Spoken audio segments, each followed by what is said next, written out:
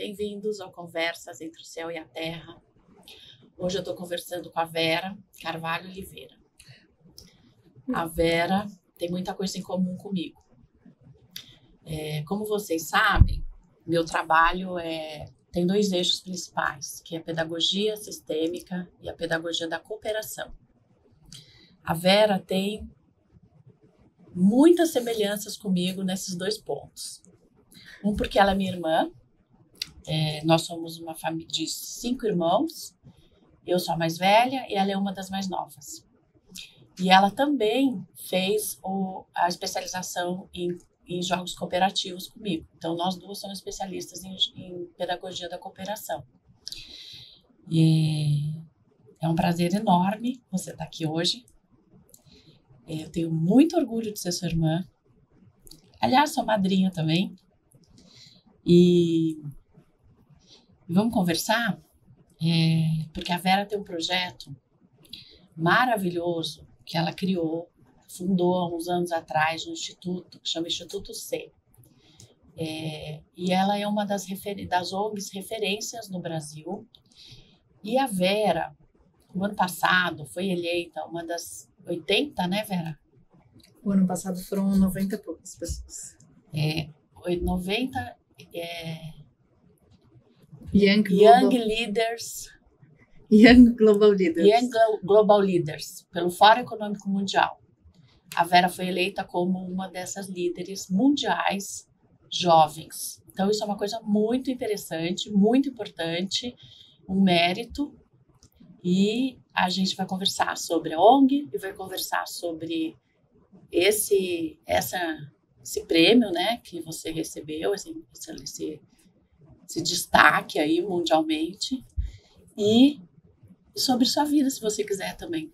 Vamos? Vamos, Cris, é um prazer estar aqui conversando com você. Acho que, fora a questão de ser sua irmã, que é claro, né, é um prazer ser sua irmã e ter você abrindo os caminhos. Foi muito bom em 2019 a gente ter feito a pós-graduação juntos, assim, acho que trouxe uma linguagem comum e experiências maravilhosas que a gente passou junto. Verdade. Aproximou a gente, né? Eu acho que se a gente não tivesse feito, a gente não estaria tão conseguindo se conversar tanto hoje em dia. Talvez. Não sei. Mas foi bom. A linguagem comum aproxima, né? Sim. E uma filosofia de vida, né? De fato. Sim, né? Que nós duas, você está com a ONG até hoje, eu também trabalhei. Exato. Fundei uma ONG também, um trajeto parecido, né? Sim, exato.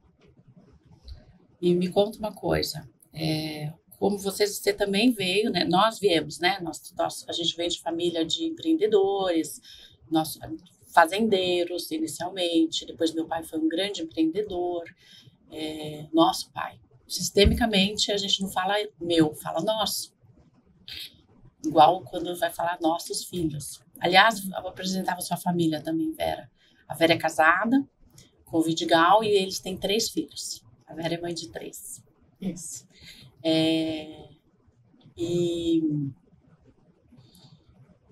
Então, assim, a gente veio dessa área mais assim, empreendedora no setor privado. E nós duas fomos para o terceiro setor. E esse foi um chamado muito, muito profundo, eu entendo, assim, para a gente fazer algo no mundo. A vontade era fazer algo no mundo. E eu vi esse processo acontecer com a Vera e acho que foi isso que te moveu também. Mas você pode contar sobre essa transição, o que te fez ter hoje a atuação que você tem, que por sinal é um espetáculo? Pô, assim, até estou pensando aqui, Cris, o quanto a própria pós que a gente fez tem algo bem importante, né, ligado a isso, porque eu me formei em Relações Públicas e eu trabalhava com pesquisa de mercado e eu sentia muita falta no meu dia a dia de trabalho de ter contato com pessoas e de sentir que, como você falou, que eu tivesse diariamente contribuindo para um mundo melhor. Então, eu fazia muito trabalho voluntário, ou à noite, ou no fim de semana, mas era um incômodo gigante que eu tinha de dedicar meu dia produtivo a algo que eu sentia que eu estava ajudando a Unilever a vender mais maionese, mas não necessariamente contribuindo a cada dia um pouco para o mundo melhor. E tô te falando não num viés enorme, mas assim, que eu pudesse fazer o bem para uma pessoa, de coisas de pequenas atitudes mesmo. E aí, quando eu comecei a pensar numa pós-graduação para fazer, claro que eu poderia ter feito algo ligado à pesquisa de mercado, ligado a marketing. E aí eu falei, não é isso, porque eu quero fazer algo ligado à minha essência e algo que eu possa crescer pessoalmente também e não só profissionalmente, porque já era um dilema bem grande para mim. E foi aí que eu fui atrás da pós em jogos cooperativos, né? Te contei que eu ia fazer e você se interessou e entrou junto, e acho que foi maravilhoso essa jornada. E isso foi 2009. 2010, eu tive a coragem de pedir demissão e pensar que de fato, para eu poder pensar o que eu gostaria de fazer. E, enfim, acabei voltando nesse trajeto para a pesquisa de mercado temporariamente, mas a fundação do Instituto veio em 2011. Então, claramente, foi algo que o Instituto C, assim como o Mecura, não era ligado a isso, essencialmente ao que a gente estudou. Mas é que assim, vamos fazer um viezinho aqui, porque a cooperação, ela, na minha opinião, né, não sei na sua, mas assim, ela teoricamente, ela traz um equilíbrio perfeito de dar e receber. Sim. Da troca, do convívio, seja ele tanto numa vida pessoal como numa empresa. Sim. Então, não tem a ver exatamente com a cooperação como título, mas ela está por trás de todas as ações e busca isso, né, no final, como objetivo também. É isso, mas sem um direcionador claro, porque é só um meio, né? O que você vai escolher fazer com isso, daí depende de você. Uhum. Então, nesse sentido, mas acho assim, claramente abriu portas e um novo pensamento, assim, de afinar, né? Trabalho e vida pessoal para você ser íntegro, independente do que você vai atuar, né? Uhum. E aí acho que foi esse um dos caminhos que ajudou a surgir o Instituto, né, em 2011, como inicialmente começou por eu estava conversando com várias pessoas que eu conhecia sobre o que eu poderia fazer profissionalmente para trabalhar com algo que eu entendia que fazia sentido no mundo, e como você falou, acho que esse viés empreendedor da nossa família me deixou um pouco com uma visão um pouco turva, assim, no início, pensando que eu gostaria de ter uma grande ideia e começar um negócio social. E era uma época em que estava começando os negócios sociais, e eu tinha um preconceito bem grande em relação ao terceiro setor, pensando que era mais assistencialista do que transformador. Tá. E pouco profissional, uma visão um pouco caseira, enfim. O que eu não acho problema nenhum ser assistencialista, tá?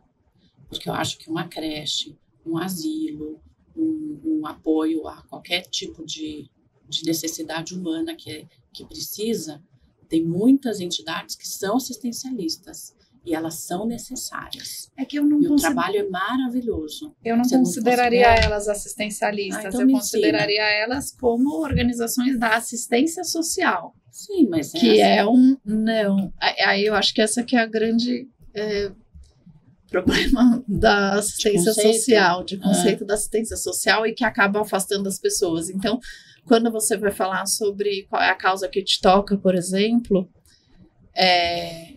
a assistência social acaba ficando como um patinho feio por cair nesse entendimento do assistencialismo, que é o outro sempre dependendo de você. Sim. Sem conseguir virar o jogo, sem conseguir nessa olhar da dependência mesmo, como se o outro fosse mais fraco e sempre precisasse de ajuda. E esses exemplos que você deu, eles são exemplos da assistência social, mas todos eles podem ter um olhar provedor de boas coisas e novas oportunidades para essas famílias, mas oferecendo um direito básico, que é o direito à educação, que é o acesso à saúde, que são coisas que fazem parte da Constituição do Brasil. Uma pessoa idosa ou uma criança talvez esteja mesmo numa situação de mais vulnerabilidade e precisar de uma assistência. Uma assistência, o que eu estou querendo dizer é que eu legitimo a existência de entidades assim. Acho importante. Com certeza, isso com certeza. Só acho que tem uma confusão entre assistencialismo e assistência social.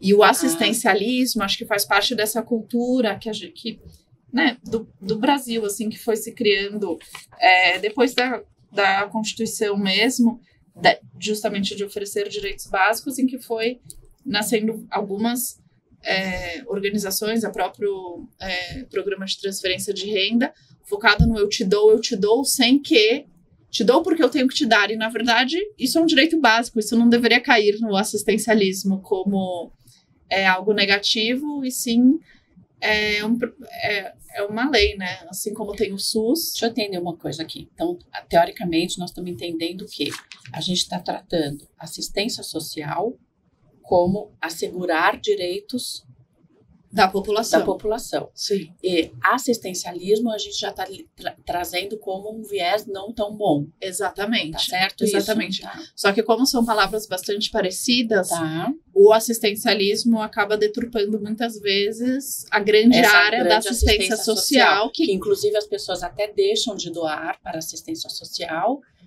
Não vou doar porque a pessoa não vai conseguir gerar renda por si porque ela vai ficar dependente para sempre, ela só recebe, ela não entende que deve partir dela, tal. E na verdade a gente está falando de assistência social, que é a base de tudo. Se a pessoa ela não tem acesso à educação, se ela não tem acesso aos direitos básicos dela, se ela não consegue frequentar uma escola, se ela não consegue saber aonde que é a UBS do lugar que ela mora, ela não vai conseguir caminhar mesmo para educação, para outras coisas. Ou não está numa fase da vida que ela possa fazer isso, mas... No caso de crianças, ou no caso de uma deficiência, ou no caso de... Mas é tudo você poder olhar pelo olhar da oportunidade. Mesmo ela, enquanto idosa, o quanto ela pode fazer pelo bem-estar do dia a dia dela. Às né? vezes a gente vai para os extremos para entender uma ideia. Uhum. Então, assim, vamos supor, num extremo, uma criança que ainda é uma criança, ela não tem condição de gerar uma grande transformação na vida dela. Não, mas ela precisa daquela assistência para ela poder fazer isso. E também você pode oferecer essa assistência com um olhar provedor de oportunidades. Não, eu estou falando de uma criança, vamos supor, uma criança, meu caso, eu fui voluntária na FEBEM para uma criança de 2 anos de idade que não conseguia andar, porque não tinha estímulo de um adulto ainda para fazer isso. Foi o primeiro trabalho voluntário que eu fiz. Vocês sabem disso, né? Sim. Então, assim, por exemplo, eu estava dando uma assistência. Mas que era promotora de oportunidades para ela. Eu entendi. Entendeu? Sempre então. Sim. Em qualquer situação. Sim. Ok, entendi agora. Sim. Mas começa com assistência, por exemplo. Então, entendi. Agora, por exemplo, a maioria das entidades que provêm assistência social no Brasil, eu entendo que vivem de doações. Sim. No seu caso, as pessoas que doam, elas estão doando por uma transformação e uma reestruturação positiva. Uma possibilidade de reestruturar a vida da família. De famílias se organizarem e poderem, a partir de determinado ponto, conseguirem com estruturação as suas próprias vidas. Isso. Terem autonomia. Isso. O que a gente faz no Instituto C? A gente atende famílias em vulnerabilidade social. Não tem um recorte de renda específico, não tem um recorte de composição familiar específico, mas em geral são famílias com até 1/4 de salário mínimo per capita. 50% das famílias que a gente atende são só de mulheres solo, como adultas dentro do seio familiar. Quantos por cento? 50%. Uhum.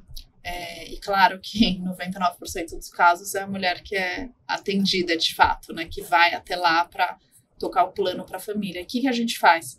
A gente oferece uma metodologia de combate à pobreza pensando numa saída dessa situação. Então, o quanto é o que a gente está discutindo até agora, o quanto a própria família é capaz de, uma vez que ela tenha noção de quais são os direitos dela e como acessá-los, desenvolver um plano de ação para que ela possa ter autonomia. Então, a gente começa entendendo quais são a realidade da família. Tem uma coisa muito importante aqui, que é você entender a história do outro.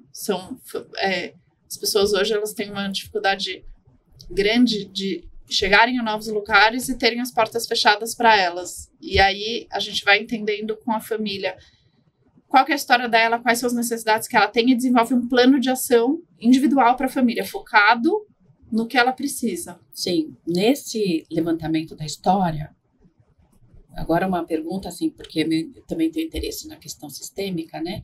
E quando você faz esse levantamento, você também consegue trazer os recursos que ela tem? Sim. Que talvez não financeiros, mas pessoais, algumas questões que já sejam favoráveis para essa família. Sim, isso na verdade é fundamental para desenhar o plano, porque eu preciso entender. Eu estou trazendo isso, Vera, pelo seguinte: às vezes a gente fala muito sobre o problema e às vezes a gente esquece de trazer as forças que tem. E isso é super importante, né? Até para a gente se sentir forte para fazer as coisas. Né? Acho que isso faz parte do diagnóstico, né? O quanto dentro do diagnóstico da família você tem que entender o que ela já sabe, o que ela já tem de rede de apoio, o que ela já conhece da rede socioassistencial, enfim. Então, assim, tem órgãos do governo que são essenciais para a família entender como, de fato, poder acessar a rede pública. Então, por exemplo, o CRAS é o Centro de Referência de Assistência Social, lá que ela vai para saber quais benefícios sociais ela poderia eventualmente receber. A Defensoria Pública, a gente conhece muito. O CRAS, por exemplo, indica a Defensoria Pública ou não? Não. Ela teria que saber antes tudo isso. Ela tem que saber antes, essa que é a questão, entendeu? É muita falta de informação. E muitas delas, elas acham que o CRAS é simplesmente o lugar que ela vai se cadastrar para receber o Bolsa Família. Uhum. E o CRAS poderia oferecer várias outras coisas, mas o que a gente tem na cidade de São Paulo e em diversas outras cidades são CRAS vazios, porque as famílias só vão lá para se cadastrar para o Bolsa Família. Então, uma vez que você já é cadastrado, você acha que não teria utilidade você ir no CRAS. Por outro lado, o CRAS poderia oferecer acesso a todas essas outras políticas. Uhum. Exatamente. Então, por exemplo, Defensoria Pública. A gente fala muito sobre Defensoria Pública por conta de remédio de alto custo. Só que a família fica esbarrando nisso e ela não sabe. Ela chega lá, ela não sabe qual é o caminho, mesmo entendendo que havia defensoria, do que ela precisa para receber um remédio que ela paga hoje R$300 por mês para a família dela, para a filha dela usar para determinada doença, por exemplo. Então, a gente vai dissecando todos esses caminhos para ir mostrando para ela. Em relação à pensão alimentícia, em relação a receber fraldas, por exemplo. Fralda também é uma política pública? Também, no caso de crianças maiores, né? Que são dependentes de fralda por conta de alguma doença. Tá. Ou idosos, fralda geriátrica também, enfim. Questões da escola, a família tem um problema na escola, ela não sabe com quem ela vai falar, porque ela não... a criança só vai até a escola e ela não tem relacionamento. Poderia existir um serviço público onde qualquer pessoa poderia ligar e falar da necessidade que está tendo e um serviço público oferecer essa informação que você hoje faz através da entidade? Hoje isso não existe. Não existe. Não, isso não existe. Mas de toda forma... Tô falando assim, simplificar o caminho para as pessoas, porque a gente hoje está num sistema tão complicado que às vezes para a gente buscar algum entendimento, saber o caminho, demora tanto tempo, tanto esforço. Assim, acho que quanto a isso a gente tem uma vantagem que é a inteligência artificial, né? O caminho em si não existe, mas a família tendo acesso à inteligência artificial, ela poderia entrar no chat GPT e perguntar. Ah, é? Interessante, né? Como é que... Para isso, sem dúvida, entendeu? Eu nunca tinha pensado nisso. Só que os caminhos não são tão claros Então, depois no detalhe. Então, você vai falar, eu preciso de um remédio de alto custo. O chat, ele não vai te passar o passo a passo perfeito de como fazer hoje. Até porque eu acho que tem uma questão muito importante, que é a família ter consciência da importância da forma que ela vai se portar em cada um desses lugares que ela vai. Então, o quanto ela tem que entender que é do direito dela, o quanto ela tem que ir numa conversa apaziguadora e não chegando lá querendo impor alguma coisa, o quanto ela vai ser respeitada pela forma que ela fala, enfim.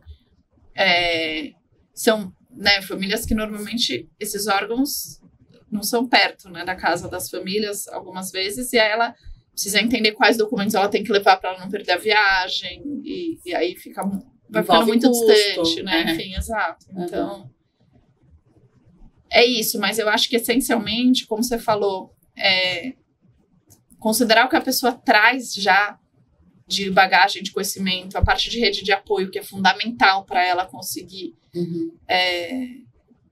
seguir os próximos passos do que ela precisa dentro do plano dela. A gente precisa entender o que ela traz. Tanto de habilidades quanto de necessidades. E aí, por fim, a gente chega na parte de geração de renda. E aí é fundamental você entender qual é a vontade da pessoa também, né? Não adianta só você oferecer vagas de cursos profissionalizantes, entendendo que a pessoa precisaria receber um salário mínimo a mais por mês para conseguir pagar todos os gastos que ela tem mensais e que são essenciais para a família dela, e oferecer para ela um curso de, sei lá, como colocar um piso vinílico no chão, sendo que não é do interesse dela, é uma pessoa que ama cozinhar e adoraria ser uma empreendedora vendendo cocada na casa dela, entendeu? Então, até isso, chega um momento que daí depois a gente vai trabalhando isso junto com ela, para daí sim terminar na parte de geração de renda e fazer esse ciclo completo de autonomia da família. E desses anos todos de instituto, você, resumidamente, assim, quando você começou, com quantas famílias você começou, qual era a sua estrutura inicial e hoje, como é que vocês estão? Estou falando você é a líder, é a cabeça, mas tem uma equipe enorme, tem voluntários, tem doadores, tem empresas doadoras, tem pessoas físicas doadoras. A gente vai, depois você me passa, a gente vai colocar aqui a legenda para quem quer conhecer o Instituto, para quem quer fazer a doação, e participar deste processo de transformação, de levar para as pessoas a possibilidade delas terem, conquistarem, exercerem autonomia, que eu chamo de protagonismo, mas para isso você precisa desse início para as suas próprias vidas. Que sonho. A gente começou com 5 famílias, com o objetivo de terminar o ano com 50 famílias em 2012, atendidas por mês, né? E hoje a gente atende 800 famílias por mês.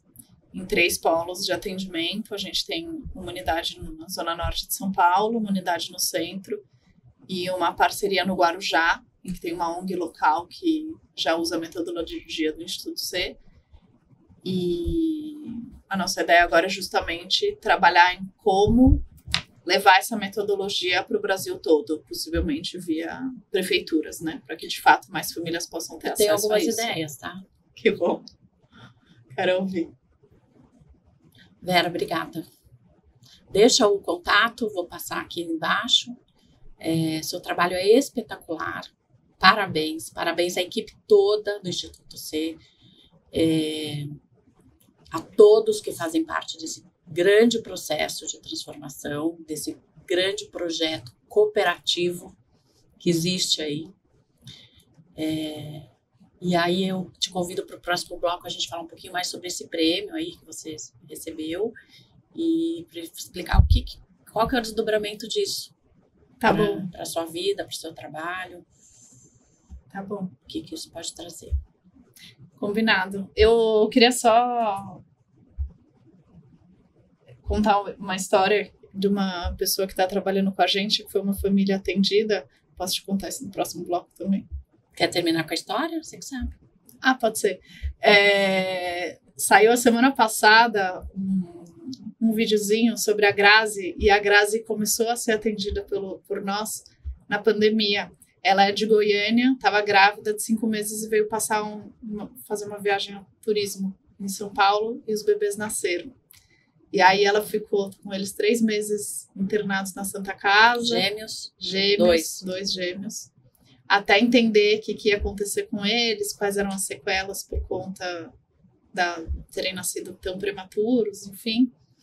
E aí ela falou, nossa, ali eu tava sem chão. E veio o Instituto C, uma médica me encaminhou para cá, e veio o Instituto C colocando piso para cada lugar que eu pisava. E aí, com aquele caminho, ela falou, teve um momento que os meus filhos precisavam receber uma vacina, e era uma vacina caríssima, eu não tinha a menor ideia de como eu ia conseguir aquilo. E a assistente social me mostrou via Defensoria Pública como é que eu conseguia, e eu nem imaginava que aquilo era um direito meu. E depois eu comecei a sonhar, e eu falava, gente, mas esse pessoal tá me ajudando tanto que o que eu mais quero da minha vida é poder ajudar os outros, e para isso eu vou fazer serviço social. Foi fazer faculdade, e hoje ela tá fazendo um estágio com a gente no Instituto C. Assim, se você ouvir ela falar e você poder... É isso, poder fazer o bem por meio do seu trabalho e também retribuindo por uma coisa que você recebeu pessoalmente, eu acho que é algo que... vai se nutrindo, né? O processo vai se nutrindo. Vai se nutrindo, exatamente. E ela tem esse depoimento lindo que ela fala do Instituto. Lembrando, a Vera, ela acabou de citar um caso de gêmeos, mas ela também é gêmea. Então, algumas coisas são coincidências, não assim, na vida. É isso. Obrigada, Vera. Beijos.